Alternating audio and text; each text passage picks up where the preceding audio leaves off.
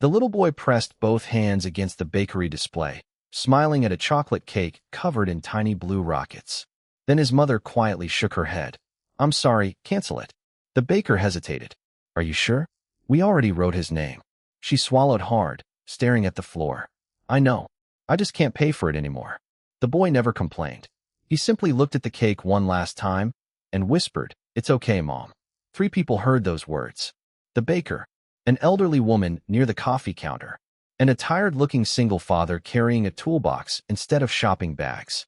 None of them realized that one small moment was about to change 3 different lives.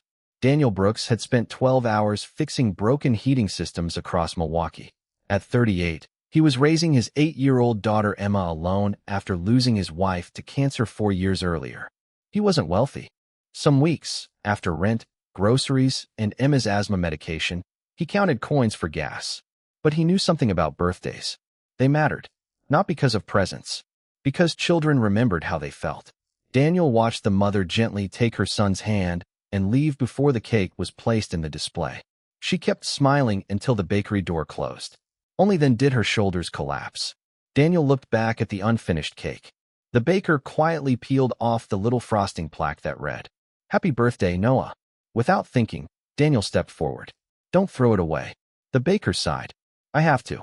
Custom orders can't be resold." Daniel reached into his wallet. $43. Almost everything he had until payday. "I'll take it."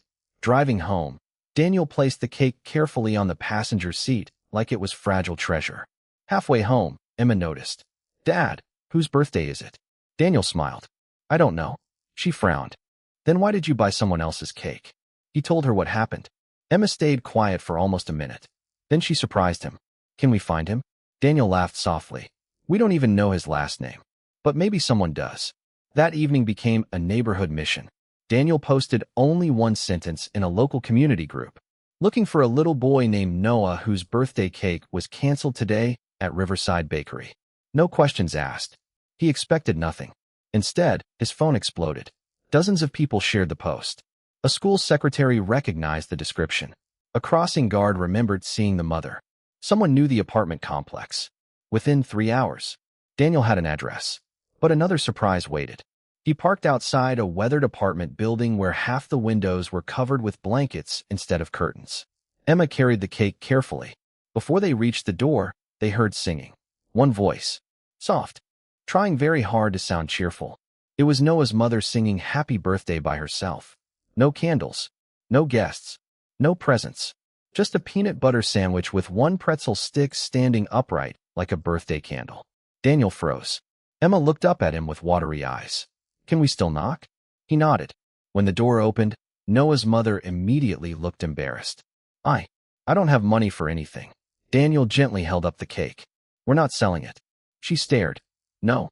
She looked from the cake to Noah, then back again. Her knees almost gave out. Noah gasped when he saw his name written in bright blue frosting. His mouth opened, but no words came out. Emma smiled. "I think this belongs here." The apartment became strangely quiet. Then Noah hugged the cake box before anyone even cut it. Not the people, the cake. As if someone had returned a dream. Daniel expected to leave after 10 minutes. Instead, another twist arrived. While cutting slices, Noah's mother accidentally let something slip. She apologized for the plain apartment. "I've only been out of the hospital for 6 days." Daniel paused. "Hospital?" She explained she had missed nearly a month of work after emergency surgery. No paid leave. No savings. Rent overdue. The birthday cake had been the first thing she canceled because food had to come first.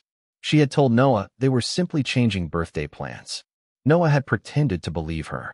Daniel recognized that look. Children often protected parents more than parents realized. The following morning, Daniel returned to fixing furnaces. He assumed the story had ended. It hadn't. The bakery owner called.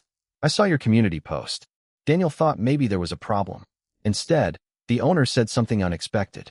"How would you feel about helping us start something?" Within 2 weeks, an old refrigerator near the bakery entrance became known as the birthday shelf. Customers could quietly prepay cakes for families facing emergencies. No paperwork. No public announcements. No embarrassing questions.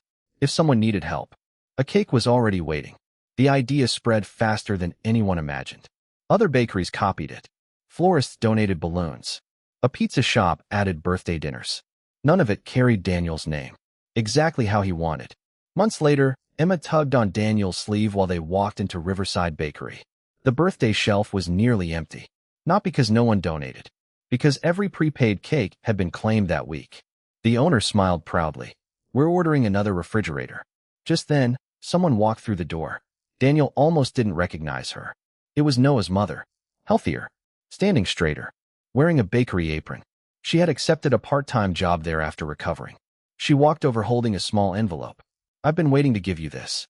Daniel tried refusing. She insisted. Inside wasn't money. It was the original bakery receipt from Noah's canceled cake. Across the back, she had written one sentence. "The day my son believed kindness was real again." Daniel couldn't speak. Neither could Emma. A year later, Noah celebrated another birthday. This time surrounded by classmates, neighbors, balloons, and laughter. Daniel stayed in the background, helping carry folding tables. Nobody announced what he'd done the year before. Most of the guests never knew. Watching Noah blow out the candles, Daniel realized something his late wife used to say. The greatest gifts aren't the ones people remember receiving. They're the ones that teach them to give. Emma quietly slipped away during the party. Daniel found her standing beside a younger girl who looked nervous near the dessert table. Emma handed her the biggest slice of cake. No hesitation. No announcement. Just kindness passed forward. Daniel smiled to himself. No lecture had taught Emma that. One ordinary afternoon inside a bakery had.